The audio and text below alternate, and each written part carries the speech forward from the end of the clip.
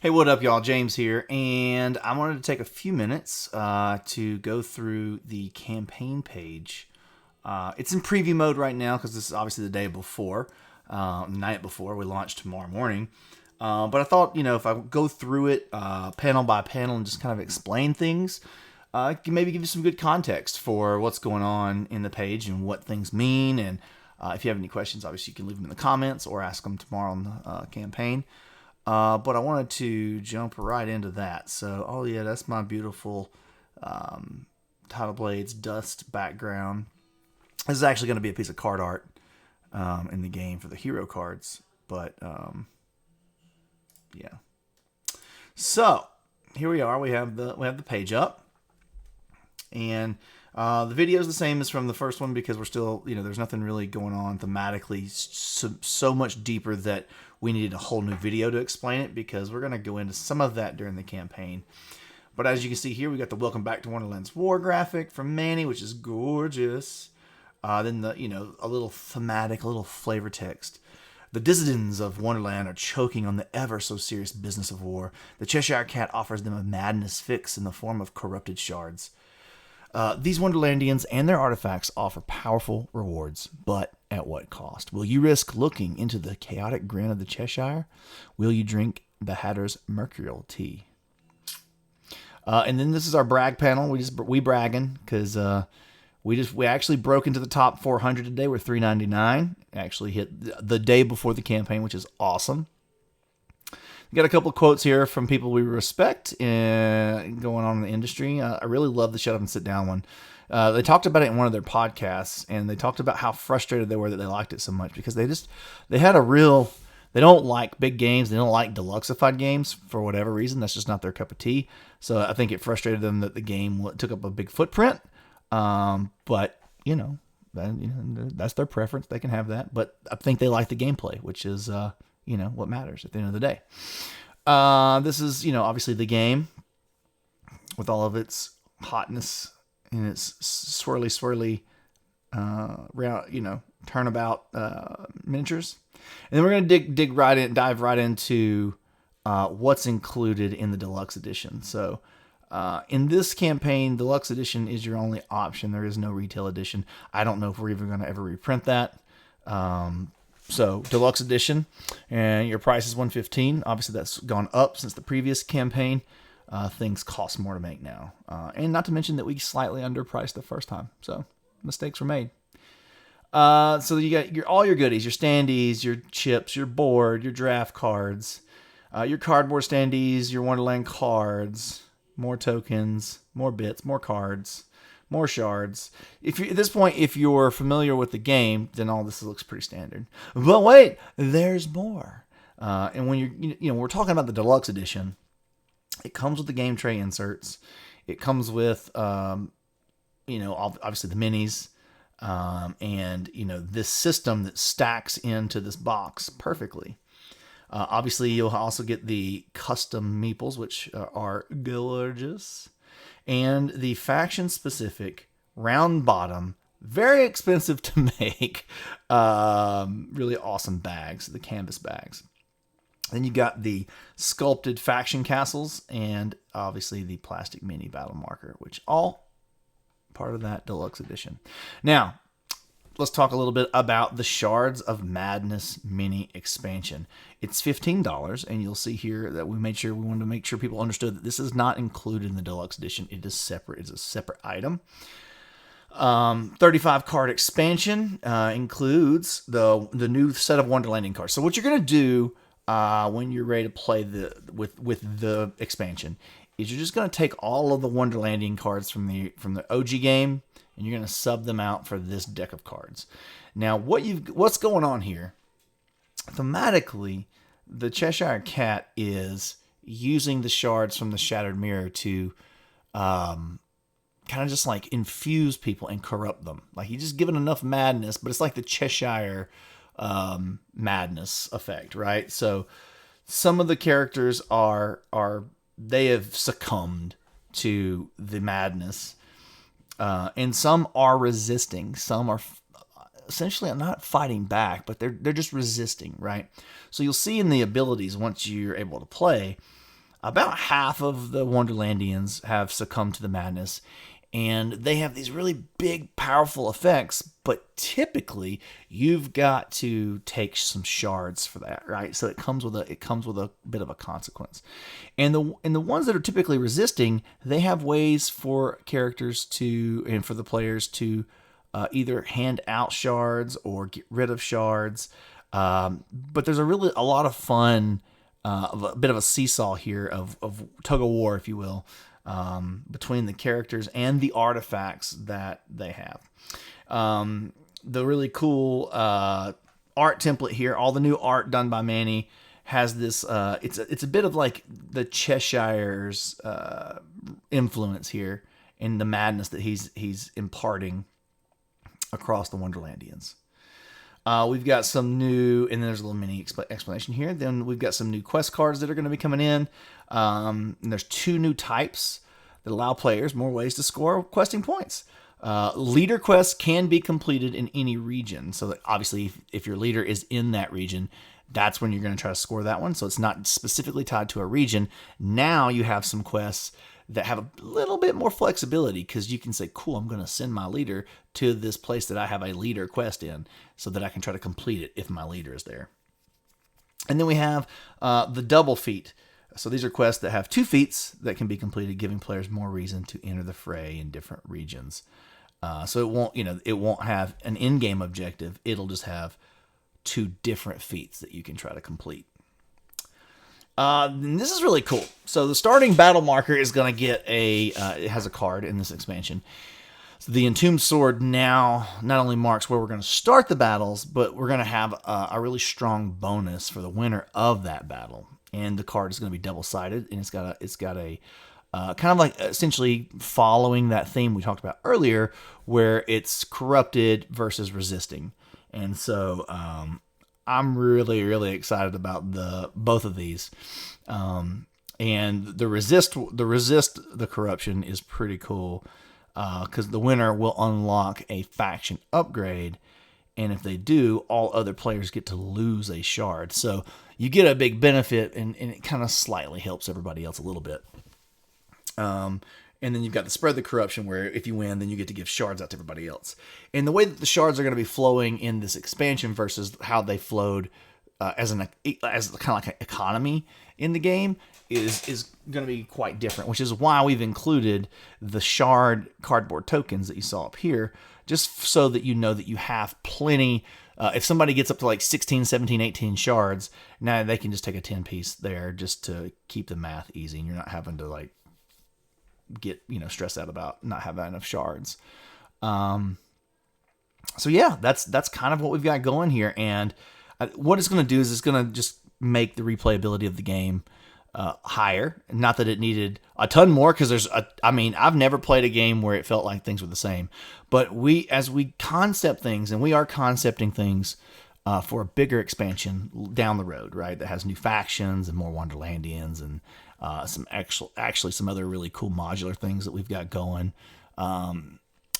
What you find though is that you have fun ideas, but how do you turn them into a product? And what time do you turn them into a product? Where do they go? How do you roll those out? So the timing of this it made sense when Wonderland's War came back to me. There's a shortage of the product on the market. The game's super popular. People want it. People were having to pay like $400 on eBay and third-party sites to get the game. We didn't think that was super fair. It just wasn't widely available. And so I think the game deserves to be widely available. Anybody who wants this should be able to have it at a fair price. And we were able to take some of the concepts that we had and package it into a mini expansion that we just thought was fun, right? These things are going to make the game fun. We one of the things that we saw through a lot of feedback and through just playing it ourselves is the shards primarily flowed as an economy in the Tea Party only, right? There wasn't movement in the war phase, and so this was our way of bringing the shards into play through the entire game, right? So now the shards are going to flow throughout. I've heard people say things like, "Oh, the shards aren't that big a deal."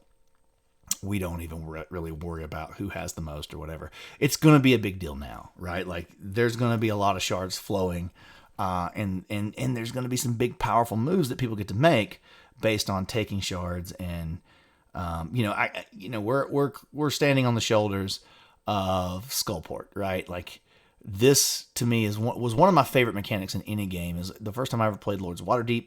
Great game, loved it. Then I played it with Skullport, and I was just like, oh my gosh, this is amazing. That's the kind of game I like to play. I love that.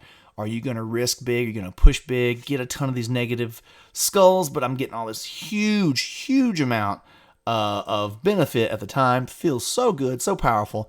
But now I've got to find a way to shed this stuff off by the end of the game, or just get my score so high that I can just eat all these negative points. I love it. So, Shards of Madness expansion offers a full set of new Wonderlanding cards. Going to enhance the shards as a resource, new quest types, and our starting battle reward. This is going to play into a lot of stuff, right? Like, especially when you get on, if it's on the resist side, what, is that going to influence people to really pile a lot of stuff in there because they want to win that one, because maybe they've also got a quest there. Maybe they've also, they just want to get a castle there because it's a big in-game point by the end of the game, right? Round 3 points. But now you get to unlock a faction ability outside of the Tea Party, which is super good. So then do you go, I see everybody's piling in there. I'm actually just going to spread out into 2 or 3 other regions and just try to... It's really going to add a nice dynamic to the game. And I think, as we found out, it feels like the game is a keeper, right? This is a game that people are going to want to keep and play a lot over the years. And I think having more ways to mix in some fun things that you don't have to go have a whole nother box for, you don't have to reread, you don't have to read a really big rule book. It doesn't really change much, so people don't have to relearn anything for the expansion in this scenario. It's just plugging in some different cards that act different. I think it's great. Here we've got a quick... a quick visual of what each pledge level includes. So you've got your mini expansion, you've got the clay chips if you're here just to grab those. You get those. If you just need the game in general, there you go.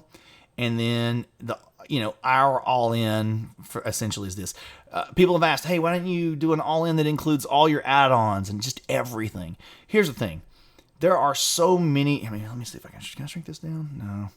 No. There's so many different combinations, right? Everything that you see here and all the other items are individual add-ons in the system themselves. So if you need to add on, let's say you want the game and the chips, you don't want anything else, you can do that. You can just pledge here, add on here, right? Like it's simple, it's straightforward. It's not a problem. You want this and you want one of the play mats, get this, add it on. The Kickstarter system's pretty good now. It wasn't in the past, but it's good now, where when we fill in the add-ons, you're going to choose your pledge, right? You're going to go to checkout, and it's going to present you the window of the add-ons. And the add-ons are down here as well. I'll talk about those in a minute, because we've got some really cool things. But they're all there. The prices are all listed out, and it'll be easy peasy. So why back now? So deluxe availability, guarantee that you get a copy, and the premium chips. I've fielded hundreds and hundreds of emails of people asking about the chips and if they can get the game. And so this is going to be the easiest way to make sure that you get it. Post-campaign, the pricing will be going up in the PM and on our website. So back during the campaign, that's where you're going to get the best pricing. And retail is not currently planned. And what that means is the retail edition that I had with Skybound, I don't currently have that planned. And there's a lot of different reasons for that, like a lot of different reasons, and I don't really want to go into all of them. But the main one is, I'm a single solo person here, one person company, and financial risk is hard at this point, right? And so printing off a whole nother print run of an item, hoping to sell it in the future, is risky. And so right now, I'm playing things conservative, and I'm bringing forth what I know everybody wants and wants to get their hands on. And so I just want to make sure, I just want to be upfront as I can be, right? As transparent as I can be about these things. And so that's why we're doing this. So here's your add-ons. You've got, obviously, you got the chips. And if you've played the game already and you know these clay chips, they're chunky. They're beautiful. That recessed sticker decal is awesome and works really, really well. And the tactile feel in the bag, it's hard to match. And the reason this is $50, also, like, understand, this ends up being about 5-6 pounds worth of that's a magnetic top box as well. Game tray insert, and then over 200 of these chips to supply everything for the game. And, you know, it's heavy, it's chunky. And then if you have the deluxe version of the game, this box does fit in the whole thing. I've got a video down in the video section, and it shows me reboxing everything, so you can see the order that I put everything in and how it works. But also, if you have the retail edition and you're here just to get the chips, like, this box is beautiful, and it will not fit inside of the retail, obviously, but it's beautiful on its own, and it looks great. So just sit it beside your game. You're good to go. There's your difference between cardboard and clay. Another quick shot here of the expansion add-ons. The art prints and the narrative book from the first campaign that kind of go along with this is all separate this time. These things cost a lot of money to make, and they were driving up the price of the game. So we broke those out, and if you want them, they're here. If you do not want them, then we understand that too. Promo. This is the 5 promo cards from the original campaign. The pricing is the same, and the whole point here was, you know, we took a total bath on ocean freight from the time that the Kickstarter ended to the time things were ready to ship, and we made these promos to help cover some of that shipping. And while it did help, obviously it did not cover everything. So two reasons here. One, I wanted to make them available to everyone because, I mean, again, these were going for like $50 on eBay. People couldn't get to them. They have a hard time getting them, that sort of thing. I just wanted to make them available. If you want them, you don't have to have them. The game does not have to have them. But these are like substitutes for the these 5 characters that have a different ability. You can mix them in if you want. You don't have to. You don't have to have these. But if you want them, if you're a completionist that's got to have it all, at least now you can have them. They'll get added in. Easy peasy. Okay. Full art poker deck. This is something Manny and I had talked about for a long time. We obviously didn't get it done for the first campaign because there was so much to do in the first campaign. And we did about half of it. We wanted to release it as a product. You know, when I was at Skybound, I couldn't get people to sign off on it. So now it's mine. I can do whatever I want. And we're offering this deck of cards is going to be freaking awesome. They're only $12. You know, that's pretty in line with any premium card deck. So I'm pretty excited about that. And Manny's art, I mean, he hand drew every one of these images just for this poker deck. It's going to be awesome. And they're going to be super high quality. And once I get a prototype of that, I'll probably make a video just showing those. Probably play some games with them. They're freaking sweet. Art themed playmats. Hey guys, these have no gameplay function. These are just your standard size 18 by 24.5. Like if you were going to play Magic the Gathering and you wanted to have a playmat that nobody else has, like that's what this is. You want to I keep one of these on my desk under my keyboard and mouse. These are like my mouse pads. I'll probably replace the one I have because it's pretty grungy at this point with one of these. They're gorgeous. The only thing I want to be really, really upfront about is shipping on playmats. So all of our add-ons, and again, we're going to deep dive shipping in a minute. But shipping playmats is rough because they have this thing, and some of our poker chips or our premium chips up top actually have the same problem. They have what shipping companies call dimensional weight. So they're not heavy or as heavy as the space they take up in their trucks and their airplanes and all that stuff when they're shipping. So they charge and upcharge even though things don't weigh as much. So like you'll see that the premium chips, when we get down there in a minute, they almost cost as much as the deluxe game. Well, they're about half the weight of the deluxe game. So you would be like, why is it half the price? It's because of dimensional weight. It's because of the odd size of the box. And playmats are the same way. That's why when you see playmats being, it's like $17-18 to ship a single playmat. People are like, well, I would just want to go pick it up somewhere. And I understand that. But, you know, here's the thing. Like, this kind of stuff isn't going to go to retail ever, because no distro, no wholesaler is going to buy any of this stuff. Then I don't currently do conventions, and even if I do conventions, I'm probably never going to sell at conventions, because that's a whole nother big thing. I have to do a whole video on that, of explaining the do's and don'ts, the whys, the will nots, the whatever. But if I ever do conventions again as a company with a booth, I'll probably just be there to demo games, because it's just too much of a headache. I did it for years with Skybound, and it's just it just involves way too many moving pieces. So if you want these, you're either going to have to get it through the campaign, or you're going to have to get it through my web store later. But either way, you're going to be paying shipping. All right, let's talk about updated player boards. So the Mad Hatter and the Jabberwock needed some adjusting. You know, that's from, you know, people be like, why didn't you just do it before you released it? I know you don't ever play test your games enough. Well, I bet we play test our games just as much, if not more, than anybody else. But that's beside the point. Here's the point. The point is, you don't get the kind of testing that you get when you release 10,000 units into the wild, right? And so what we just listened to everybody. We listened to what everybody said. We took all that feedback, and then we said, you know what? We've got the opportunity now that we can make these boards, we can update these, and we can get these to people. Now, the reason you're seeing $5 is if you want I'm air quoting right now. I'm air quoting an official physical product. If I were you, here's what I would do.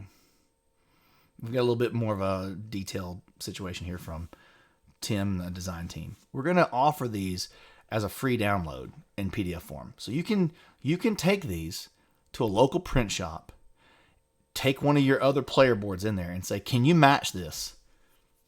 And it's not going to be exactly the same, but it's going to be great. Like, it's going to be a good quality material. It'll be the right size. It'll be crisp printing, and you're done. Now, if you don't care about that, even to that level, you can just print them off on paper and play them. I mean, I wouldn't do that. I know there's some people that can print them off on a sticker and just re-sticker the boards that they've already got. But that's the thing is, we couldn't just give these away. We can't include them in anything because not everybody's going to need them. They only pertain to first edition. So it's, you know, if you're buying a deluxe edition from this campaign, these will be they'll be automatically updated. You won't need these, right? So this is for first edition owners who want to update and get the new abilities that we're working on for Mad Hatter and Jabberwock. And right now, those changes have already went through a lot of playtesting, and the playtesters are really loving it. Now, if you're asking what are the changes, I don't have them directly here in front of me. I'm not going to read those out. I might do a separate video on that at some point. We can talk about that and look at some of the feedback that people gave. But essentially, Mad Hatter was a little OP. He had a really high win rate compared to everybody else. That's not really high. He had a higher win rate than everybody else. And Jabberwocky was underpowered and had a lower win rate, right? So Jabberwock's getting a boost. Hatter is getting leveled out. That's all. And Hatter doesn't feel any different. He's just got a couple of tweaks there that make his choices. You got to put a little bit more effort in to make these combos work. And Jabberwock, the poison is flowing, y'all. He is passing out those poison tokens. He's living his best life. And everything I just said is kind of summed up here in this little paragraph from Tim. But just know that probably by the end of the campaign, we will have finalized player boards that you will just be able to download. And it won't cost you anything. You don't have to spend any money. You don't have to spend the $5 to get these. It's only if you want those. And obviously the big part there is shipping these without them getting damaged is where a lot of this $5 comes from. We've got to shrink wrap them. They got to be put to a piece of cardboard, and then they're gonna have to be handled a lot differently because, you know, any sort of ding, and then you guys are gonna be like, I need new player boards. This is no good. So we've got our work cut out for us there. Here's the gameplay gifs. those are from the first campaign. Just explains the main chunks of the game. You'll be able to download the rulebook here. Then we've got a whole bunch of reviews from all the people who've either played the game or look at that guy. And then some people talking about they think it might be their game of the year. There's old Jamie Stegmeyer talking about one of his when he got to play it. There's my storage and organization video I was telling you about. Here's Max over at Table Knots talking about it ended up winning his bracket for best of 20. Spoiler alert, best of 2022 so far. I mean, obviously he did no. Okay, so let's get to the shipping because I know this is where a lot of people are gonna have a lot of questions. And shipping sucks. Why don't we have teleporters yet? Come on, Star Trek. We could just beam the stuff to you. Game over. These are estimates of what we believe will be close to accurate next year when fulfillment begins. These are just estimates, and prices can fluctuate, as we found out on the first campaign. We have already subsidized these. So what you're seeing here, it actually costs more to do this, but we've subsidized it. So it means we're eating some costs to be able to give you better shipping rates. And I'm pretty happy with everything. In our preview that I sent out last week, there were some people upset about the mini expansion costing quite a bit more than what you're seeing here. So I went back to the team and I was like digging through it. Where can we make? They had made a few mistakes on their side. Then we said, well, we could try to do it a different way if that was the case.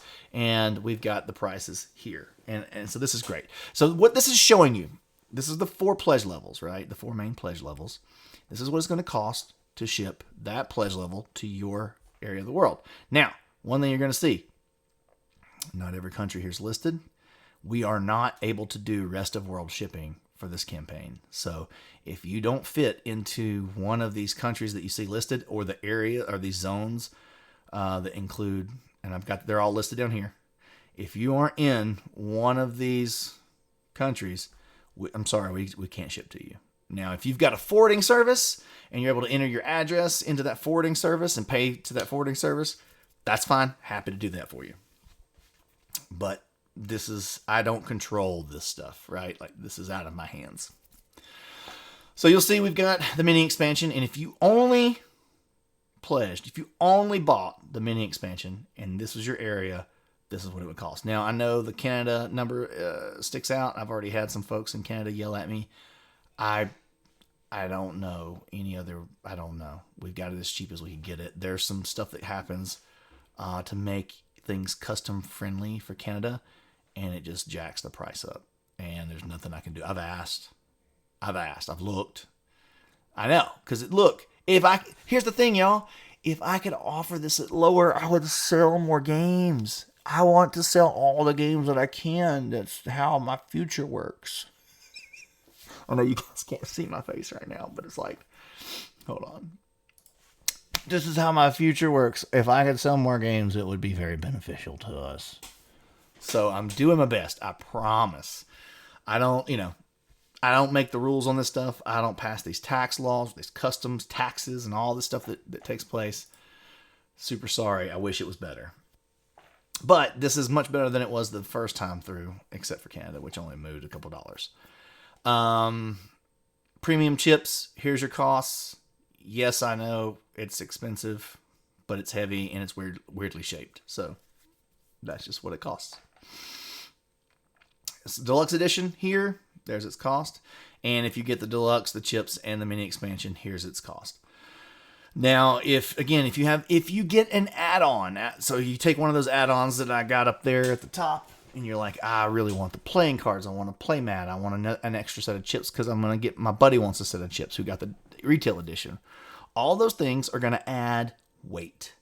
And the way that we do this is we have a shipping table that just says, because there's two ways, right? Like you could say there's a specific cost for each item, but that overinflates the cost of shipping, right? Because if we can get all of the stuff into a single box, then it only goes based off that weight. And so that's our goal, is to get all these items that you order as an add-on it's called a shipping weight table. It'll calculate how much that's going to cost when you've added in all your add-ons. And we're actually going through this process right now for Title Blades 2. and it's almost ready to be released.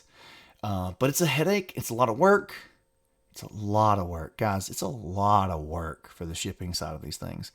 And we only lose money on this portion. So that's why other places, and I've ranted about this. I'm not going to rant about this right now. But that's why other verticals or industries, that's why they mark up shipping. That's why they mark up everything they mark up, because they're spending a lot of time there, and that time costs money. So anyway, add-ons right here. You can see shipping.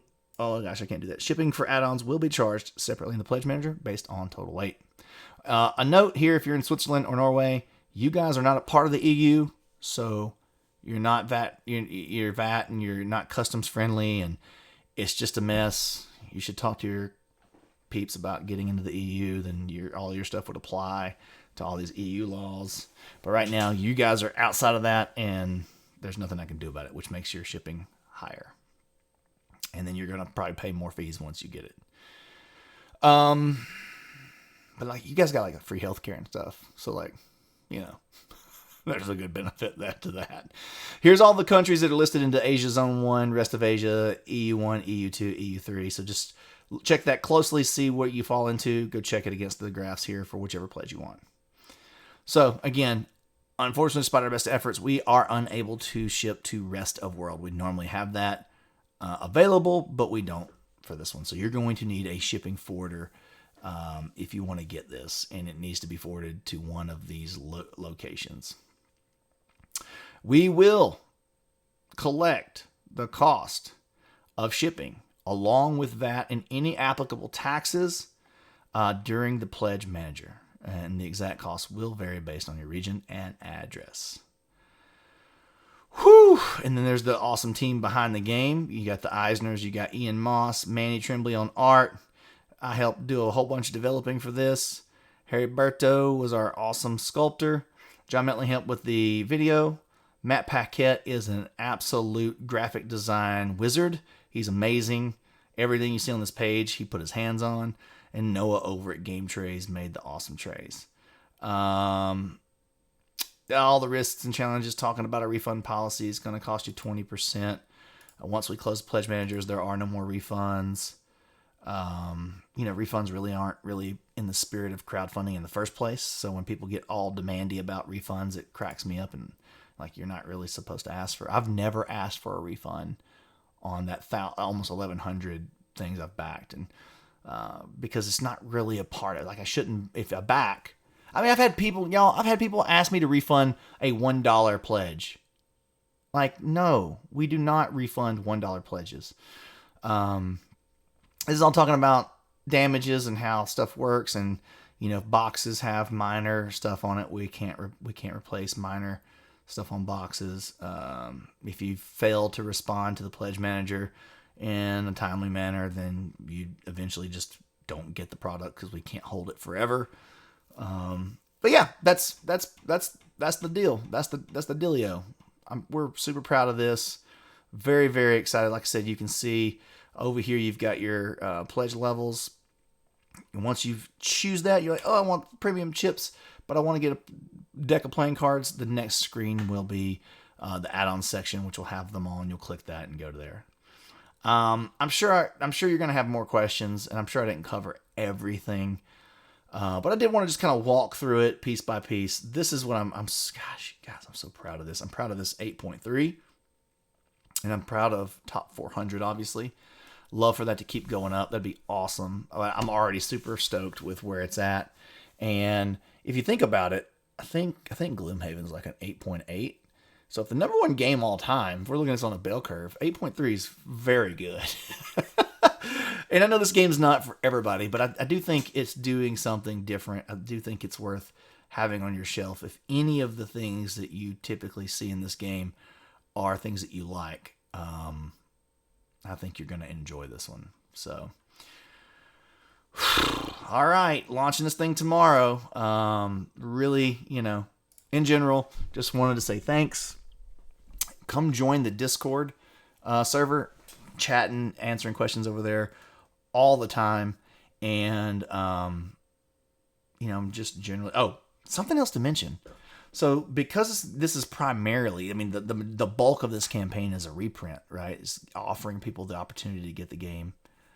We don't really have stretch goals. There might be a surprise or two here or there, but like this is not going to be a typical daily reveal where we're revealing a hidden thing in the game.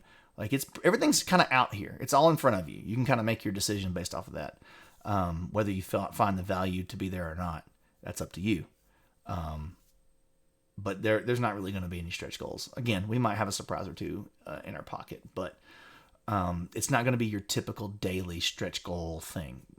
And honestly, I wish we could do it that way all the time, because it adds so much pressure and stress and work to publishers and creators to make the stretch goal game work. And I know some of you rolling your eyes say, just don't do it then.